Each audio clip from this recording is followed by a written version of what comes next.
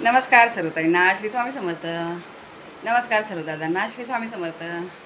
तर व्हिडिओला सुरुवात झाली. आता 10:30 वाजले, सकाळचे बरोबर 10:30 वाजले. आणि सकाळचं आज काय दीदीचं काय कुठलं रुटीन घेतलं नाही मी.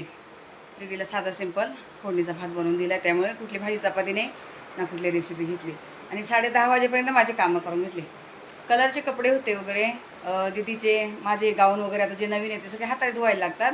मशीनमध्ये एकात एक कपडे घालायला होत नाही. कलरचे कपडे एकमेकांना लागतो कलर.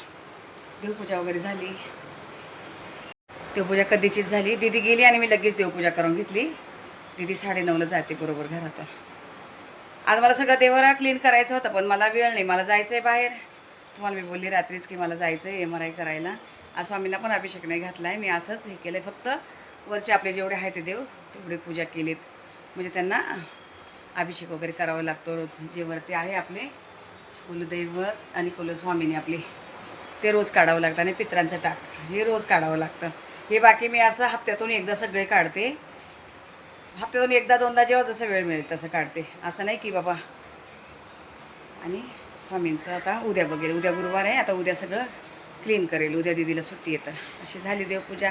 दूध साखरेचा नैवेद्य चालू आहे. बघा वारा बघा किती आहे. असा खूप जोराचा नाही आहे, पण असा थोडासा पावसाचा चालूच आहे. तर भारी वाटतं. मग एकदम थंड छान वाटतं. झाडं एवढे हलतात म्हणजे वारा भरपूर आहे. बघा किचनमध्ये काय काय तयारी करून ठेवली, काय करायची ती दाखवते तुम्हाला. रात्रीचं दूध जे असतं ते गरम करून ठेवते. असं आहे बाई, दूध नाही घेतलं तर राहिलं. या सकाळची पिशवी ती गरम केली का तर संध्याकाळी बाहेर जाणार आहे तर मग होईल नाही होईल. आणि फोडणीचा भात केलेला मी दीदीला, तर हा दिला आहे आणि एवढा राहिला आहे. आता भात नाही बनवणार आहे. आणि शिमला बनवायचे आहेत आज. शिमला तर बघ. आणि यासाठी मी चिकन ठेवले आहेत. हळद मीठ वगैरे लावून ठेवले त्याच्यासाठी. चला आता 2 रेसिपी घ्यायच्या आहेत मला. याची चिकनची वगैरे नाही घेणार. नाही काय काय बऱ्याचशा ताई आहे आपल्या गुजराती मारवाडी ताई वगैरे. आता शक्यतो नॉनव्हेजची शक्यतो रेसिपी देणारच नाही आहे. का तर त्यांना ते एवढं आपल्याला प्रेम देतात आणि त्यांना हे नॉनव्हेजची रेसिपी बघायला नाही आवडत. म्हणजे ते काही बोलत नाही, पण त्या मला कमेंट करतात ताई मी नाही बघितला व्हिडिओ का तर हे होतं त्याच्यामध्ये नॉनव्हेज होतं. मग म्हटले चला आपण आहे ना नॉनव्हेज दाखवायलाच नको, असू दे. एवढ्या ताई आपला व्हिडिओ अगदी प्रेमाने बघतात आणि नॉनव्हेज दाखवतात. ठीक आहे, फक्त असं दाखवेल की हां बनवायचं आहे बनवते येते, पण डायरेक्ट पूर्ण रेसिपी त्याची मी नाही घेणार आता नॉनव्हेजची. कशाला कुठल्या ताईंना तर थोडंसं नाही का असे असू द्या काय काय असते ना. चला आता काय बनवते ते दाखवते. आज चपाती नाही करायची, भाकरी बनवायची आहेत. पहिलं तर ज्वारीचं दळून आणले ते पीठ चाळून घेते आणि नंतर मग काय आहे ते बनवायला घेते. बघा चांगला जोराचा पाऊस चालू झाला मस्त. आणि तुम्हाला दाखवतो हे बघा, मी आळूची सासूबाईने आळूचे कंद दिले होते गावावरून, तर ते लावले साहेबांनी या कुंडीमध्ये. मस्त पानं आलेत बघा, आळूची पानं. आणि इकडे आहे कढीपत्ता. कढीपत्ता एकदम पातळ झाला आहे तोडून. आणि हे आडूळशाचं झाड आहे, जे आडूळसा असतो त्याचं झाड आहे बघा हे. आणि इकडे एक छोटा गुलाब लावला आहे. तिकडे पण आहे, इथे पण एक छोटासा गुलाब लावला आहे. आळूचे पानं एकदम भारी झालेत मस्त बघा. आता मी जेव्हा गावी गेले तेव्हा त्यांनी मला कंद दिले होते. इकडे असं आपलं हे हेल्मेट ठेवण्यासाठी बॉक्स करून घेतलेले, दोघांचे 2 हेल्मेट त्यामध्ये असतात.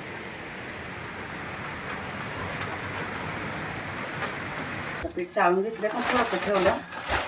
चाळून का घ्यायचं ते बघा, एका चाळणीमध्ये किती चाळण निघते वरती. आणि किचनवर चालते खाली, म्हणजे कसं लादीवर सगळं चिकट नाही होत आहे. पिठाचं पायाला लागतं इकडे तिकडे. आता हे फक्त मी 1.5 किलो ज्वारी दळायला दिलेली होती. चक्कीमधलं असं काय काय जाडसर पीठ वगैरे हे ते असते. हे बघा एवढं 1.5 किलोमध्ये इतकं वरती चाळण निघालं आहे. आणि हे जर आपण असं बिना चाळता पीठ घेतलं तर हे सगळ्या अशा कडक भाकरी होणार. म्हणून चाळून घ्यायचं. जे काय वरती कचरा बिचरा त्यांचं काय असेल कुठं काय तर सगळं निघून जातं. म्हणजे चाळूनच घ्यायचं. कधी कुठलंही पीठ असू द्या, गव्हाचं बाजरीचं कोणतं पण, मी सगळं एकदम चाळून ठेवत असते. गव्हाचं पण असू द्या. तर आता हे भरून ठेवते मी यामध्ये. जास्त दळून नाही आणत का तर ते जास्त राहिलं ना तर हे होतं, भाकरी चिरतात नंतर. मग जसं संपेल तसं थोडं थोडं आणायचं. आता 2 किलो पण नाही दिलं मी, 1.5 किलो दिलेली ज्वारी. कारण बाजरीचं पण पीठ आहे. यशला बाजरी चालत नाही जास्त. आणि मापाने बरोबर 1.5 किलोचं पीठ हे डब्यामध्ये बसतं. डबे का नाही देता येत, तर त्यांना गाडीवर नेता नाही येते दोघांना पण. यश किंवा त्याच्या पप्पांनी नेलं दळण तर गाडीवर नेता येत नाही डबे. मग मला पिशवीमध्ये द्यावं लागतं. तेव्हा याचं जे नॉनव्हेज आहे ते बनवून इकडे ठेवलं. बारीक गॅस केला, 2-3 शिट्या करून घेतल्या आणि बारीक गॅस थोडंसं होऊ दे ना. आणि ते ठेवलं आता भाकरीला तवा. बघा पीठ चाळायला असलं ना पटकन असं गेलं होतं. ते चाळण वगैरे काढत बसा, वेळ घालवा.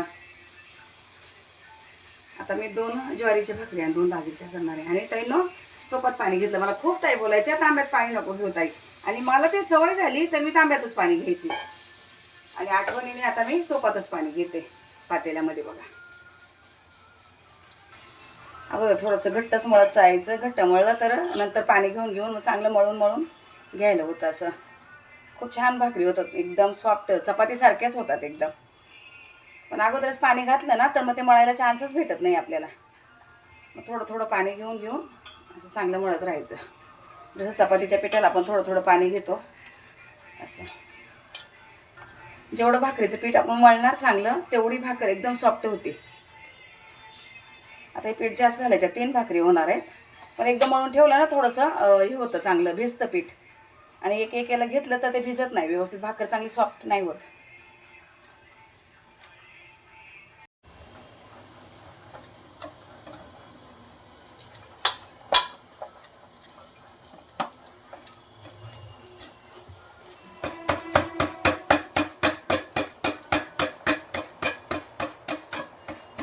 तवा तापलेलाच पाहिजे असतं भाकरीला. पीठ चांगलं मळलं बघा, अजिबात चिरत नाही भाकर कुठे. भाकरी का अगोदर करायला घेतल्या, यश आला तर त्याचं भाजी बनलेली आहे तिकडं आणि भाकर असली तर पटकन जेवेल. तर मला घ्यायच्या 2 रेसिपी आहे तर त्यामुळे वेळ जाईल. गॅस फास्टच आहे आणि लगेचच हे उचकायची, बस जास्त सुकून नाही द्यायची भाकर. छान होती. तोपर्यंत पुन्हा ही जरासं मळून घ्यायचं.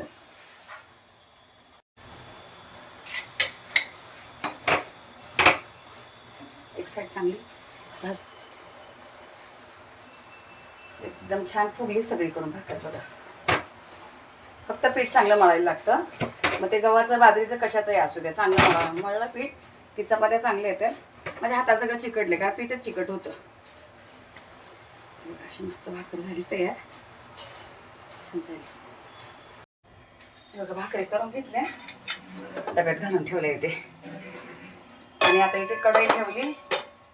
शेंगदाण्यात कूट पण नव्हतं राहिला, एक भांडं शेंगदाण्यात कूट करून घेतला. आणि इथे बनवायची मला शेंगदाण्याची चटणी. तर आता खूप दिवस झाली चटणी बनवलीच नाही आहे. दुसऱ्या बाकी चटण्या होत्या म्हणून याचं दुर्लक्ष चाललेलं जरा. पण साहेबांना आज पाऊस चालला तर पाहिजे होती भाकरीबरोबर. हे बघा मी लसूण घेतला भरपूर, जिरं घेतले, हिरवी मिरची आणि शेंगदाणे. हे मी मिक्सरला असं थोडंसं जाडसर बारीक करून घेणार आहे. आणि कढई ठेवली इकडे गरम व्हायला. याला थोडंसं हे करून घेते आणि मग दाखवते. हे बघा अशी मी भरड करून घेतली, सगळं असं जाडसर वाटून घेतले. बघा एकदम जाड आहे असं. जाडसर असं नुसतं मिक्सरला असं फिरवून घेतलं. आता इथे कढईमध्ये तेल घालते. तेल थोडंसं जास्त जरा खाली चिकटू नाही म्हणून. आणि पुन्हा फोडणीमध्ये अर्धा चमचाभर जिरं, कोथिंबीर कापून ठेवली. कोथिंबीर टाका किंवा नका टाकू काही फरक पडत नाही, पण आहे म्हणून मी टाकली. कधी नसते तर टाकत पण नाही मी. जिरं थोडं फुलू देते. आता जिरं थोडंसं फुललेत बघा. आणि ही कोथिंबीर टाकते. कोथिंबीर वरतून टाकली तरी चालते पण मी तेलात टाकून देते आता.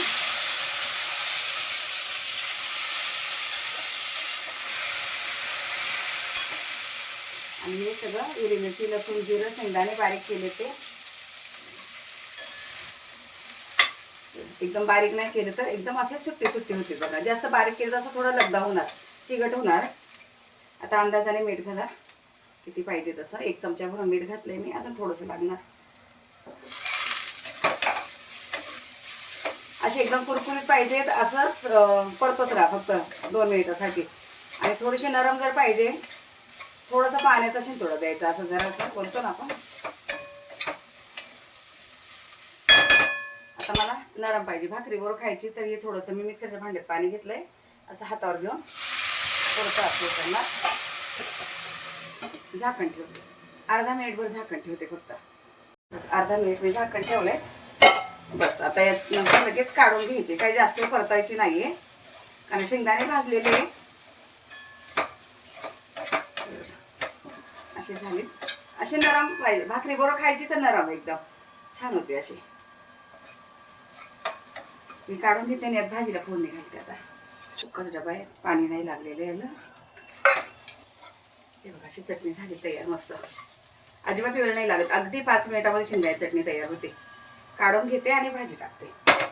ही पकड धोका द्या, ही ह्या कढईला ही पकड चालत नाही, धोका देते मध्येच, म्हणून ही घ्यावं लागते. तर बघा अशी डब्यात काढून घेतली. आता थंड होऊ दे ना, नंतर झाकण लावणार. लगेच झाकण नाही लावायचं याला, गरम मध्येच. आता तीच कढई घेतली आणि थोडंसं तेल टाकते. शिमला मिरची अशी जाडसर कापून घेतली, कारण फूड प्रोसेसरला मी कांदा टमाटा बारीक एकदम बारीक होऊन जातो बघा, एकदम बारीक होतो. मग तेव्हा शिमला थोडी जाड ठेवली, नाही तर दोन्ही बारीक म्हटल्यावर खायला चांगलं लागत नाही. लसूण चेचून घेतलं, कढीपत्ता आणि कोथिंबीर कापून घेतली. आता लगेच पाहिजे म्हणून कापली, नाही तर मी लगेच कोथिंबीर कापत नाही. आजकाल खूप घाई गडबड आणि गोंधळ व्हायला लागला कामाचा माझा. थोडीशी मोहरी, 1.5 चमचा मोहरी घातली, छोटा चमचा आहे. लसूण आणि कढीपत्ता दोन्ही चमचे टाकून देते.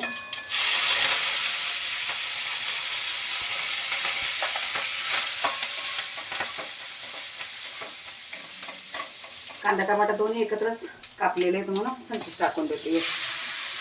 शिमला 2च होत्या म्हणून कांदा टमाटा मी जास्त घेतलाय. 2 टमाटे घेतले आणि 3-4 कांदे घेतलेले मीडियम साईजचे. चांगले परतून घेते आता हे. कांदा चांगला परतला. आता कोथिंबीर टाकते.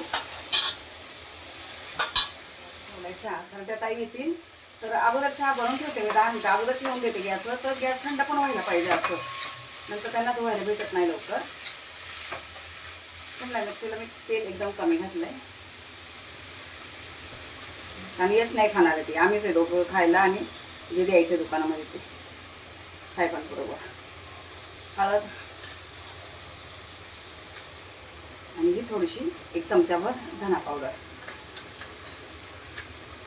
ही काश्मीरी पावडर अर्धा चमचा. ते आपलं घरचं तिखट आणि हे कोल्हापुरी जी चटणी आणली ती एकत्र झाली केलीत मी. आता ही वाटी रिकामी नव्हती. 1 चमचा भरून दोन्ही घातले, अजून लागणार आहे. आणि कोल्हापुरी मसाला जास्त तिखट नाही आहे. आणि ही थोडीशी चवीला अर्धा चमचा जिरा पावडर.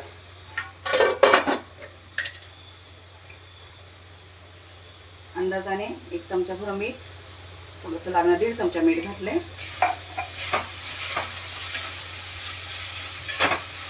कांदा टमाटा बारीक झाले तर चांगला लागतो. याचा जर शेंगदाणा कूट लागतो असा शिमला मिरचीला मिक्स होते चांगला. पाणी नाही घालणार आहे, गॅस बारीक केला आहे. आणि 1 मिनिटभर अशी आतमध्ये चांगली वाफ राहू देणार आहे. 1 मिनिटभर अशी शिजू देणार आहेत मी बारीक गॅसवर. कांदा टमाट्याचं पाणी उतरतं चांगलं. बघा मी अगोदर एकदा हलवून दिलेली अशी आणि पुन्हा झाकण ठेवलेलं. तर बिना पाण्याची पण शिमला मिरची बघा किती छान शिजते अशी. आणि शिमला मिरची खूप गळालेली चांगली नाही लागत, थोडीशी अशी कचकच आली पाहिजे दाताखाली, अशी वाजली तर भारी वाटते. तर ही झालीत आपली.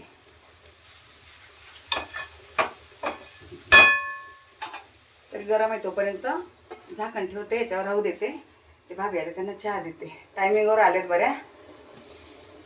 आता याचा भाजीचा गॅस बंद करते, त्यांना चहा देते आणि नंतर मग सगळं काढून घेतल्यावर तुम्हाला भेटते. तर बघा झालेत बनवून आपल्या ज्वारीच्या भाकरी. शिमला मिरची बिना शेंगदाणा कूट घालून बनवली बघा. आज तिळाचं कूट नाही, शेंगदाणा कूट नाही, काहीच नाही घातले. अशीच कांदा टमाट्यात बनवली मस्त. आणि शेंगदाण्याची चटणी. आणि हा आहे फोडणीचा भात. आणि हे बनवलं इकडे चिकन. हे बनवलं. आता याची काही रेसिपी वगैरे घेतली नाही. आणि आता हे सगळं त्या घरात न्यायचं म्हणजे भाभीला इथं आवरायला. ते 12:30 वाजले बघा. 10:30ला सुरुवात केली होती कामाला, 12:30 वाजले. आणि आता आज बाहेर पाऊस चालला आहे, कपडे काही टाकता येणार नाही बाहेर, आतमध्येच टाकावं लागेल. कपडे पण खूप आहेत, चे वगैरे सगळे मिळून एवढा मोठा टब भरला आहेत आता. आणि स्टँड काढले, स्टँडवर तर एवढे बसणार नाही. आता बघू कसे कसे टाकायचे, खूप असले की वांदे होतं टाकायचे. तर चला आता हे टाकते बघा. पाऊस चालूच आहे कंटिन्यू. आता त्या भाभींचं चाललं आहे तिकडे काम. लाद्या पुसून घेतले त्याने, कारण लादे पुसल्याशिवाय मला इकडे कपडा स्टँड लावता येत नाही. मग त्या पहिले लाद्या वगैरे पुसतात, मग तिकडे कामाला लागतात. मग किचन भांडी त्यांचं होतं. तर हे कारण बाहेर कपडे जरी थोडेफार जरी टाकले, पाऊस उघडला टाकले, पुन्हा आला तर काढायला कोण नाही, म्हणून आतल्या आतच आता एक पंखा चालू करून देणार आणि कपडे इथंच टाकते. तर चला ठीक आहे, आता हे व्हिडिओला इथेच थांबवते. भेटू आपण पुढच्या व्हिडिओमध्ये. तोपर्यंत मग सर्व ताईंना श्री स्वामी समर्थ.